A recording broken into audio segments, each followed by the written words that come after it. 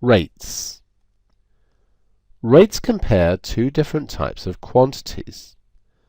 The most common rate that you will be used to is speed, which compares distance and time.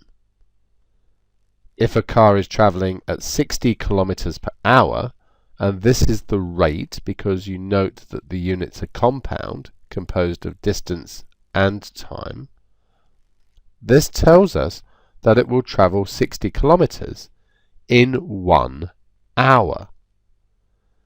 You might be familiar with the speed, distance, time triangle.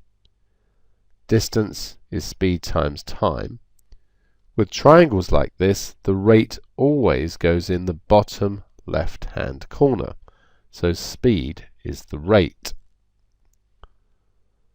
So I'm just saying what I just said. With this type of triangle, the rate always goes in the bottom left corner. And of course you can have triangles for all sorts of rates, not just speed. In this section we're going to look at another rate, considered closely by people who are dieting, that compares energy in kilojoules and time in days.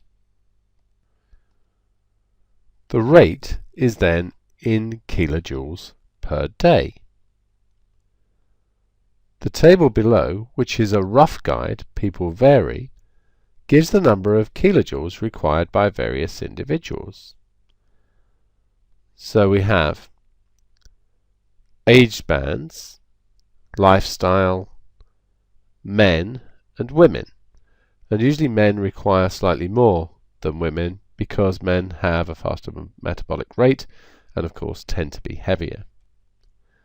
So for example here, a male in the age range 18 to 35 who's active would need 12,500 kilojoules per day to stay at a steady rate.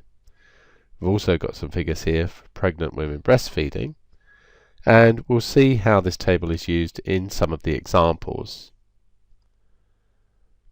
A frequently used unit of energy is the calorie. In fact, it's actually the kilocalorie that people usually call calories. The conversion is that 1 calorie is approximately 4.2 kilojoules, and of course the kilojoule is the metric unit.